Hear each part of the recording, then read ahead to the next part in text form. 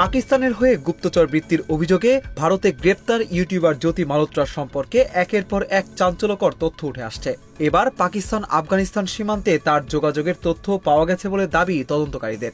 ওই অঞ্চলে সাধারণ মানুষের প্রবেশ নিষিদ্ধ, কিন্তু ওই এলাকায় জ্যোতি কিভাবে কাদের মদদে প্রবেশ করলেন তা খতিয়ে দেখা হচ্ছে।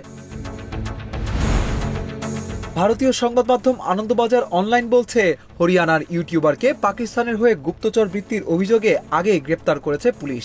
5 দিনের পুলিশি হেফাজতের নির্দেশ দিয়েছে আদালত। পুলিশের পাশাপাশি এই ঘটনার তদন্ত করছে ইন্টেলিজেন্স ব্যুরো এবং জাতীয় তদন্তকারী সংস্থা। সূত্রের বরাতে ভারতীয় আরেক সংবাদ মাধ্যম ইন্ডিয়া টুডে বলছে, হরিয়ানা পুলিশ, আইবি ও এনআইএ মিলে জ্যোতিকে জেরা করছে। তদন্তকারীদের বিভ্রান্ত করতে নানা রকম বিভ্রান্তকর উত্তর দিচ্ছেন ইউটিউবার। তবে পুলিশ সূত্রে খবর, ভারতে গুপ্তচর বৃত্তির জন্য অত্যাধুনিক প্রযুক্তিকে কাজে লাগাচ্ছে পাকিস্তানি গুপ্তচর সংস্থা আইএসআই। কোন কোন প্রযুক্তিকে কাজে লাগিয়ে গুরুত্বপূর্ণ তথ্য হাতিয়ে নেওয়া হয়েছে তা খতিয়ে দেখছেন তদন্তকারীরা। পুলিশ সূত্রে খবর, পাকিস্তান হাই কমিশনের কর্মকর্তা এহসান উর রহিম ওরফে দানিশের সঙ্গে তার যোগাযোগের কথা সম্পূর্ণ অস্বীকার করেছেন জ্যোতি।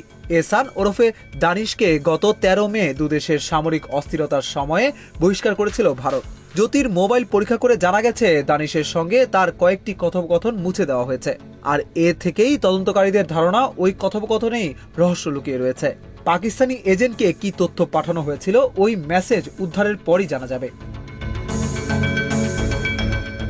পাকিস্তানের পাশাপাশি চীন ও বাংলাদেশেও জ্যোতির সফর তদন্তকারীদের তদন্তে রয়েছে। সূত্রের খবর, প্রথমবার 2023 সালের এপ্রিলে 324তম বৈশাখী উৎসবে পাকিস্তানে গিয়েছিলেন জ্যোতি। তারপর 2024 সালে এবং এ বছরের মার্চে আবার পাকিস্তান যান তিনি। 2024 সালে পাকিস্তানে গিয়ে 20 দিন থেকেও ছিলেন জ্যোতি।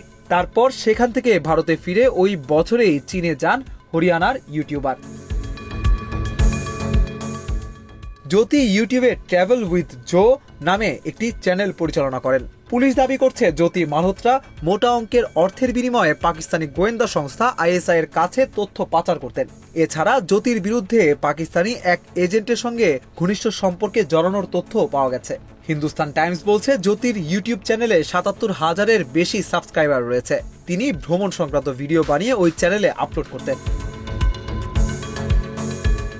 পুলিশ জানিয়েছে, পাকিস্তানের গোয়েন্দা সংস্থাকে সংবেদনশীল তথ্য সরবরাহের কথা ইতিমধ্যে স্বীকার করেছেন জ্যোতি। হরিয়ানা ও পাঞ্জাব জুড়ে একটি গুপ্তচর নেটওয়ার্ক রয়েছে তার। জ্যোতির বিরুদ্ধে 1923 সালের অফিসিয়াল সিক্রেটস অ্যাক্টের 3 ও 5 ধারা এবং ভারতীয় ন্যায় সংহিতা আইনের 152 ধারায় তার বিরুদ্ধে মামলা করা হয়েছে। পুলিশের দায়ের করা অভিযোগপত্রে বলা হয়েছে, 2023 সালে দিল্লিতে পাকিস্তান হাই কমিশনে যান জ্যোতি।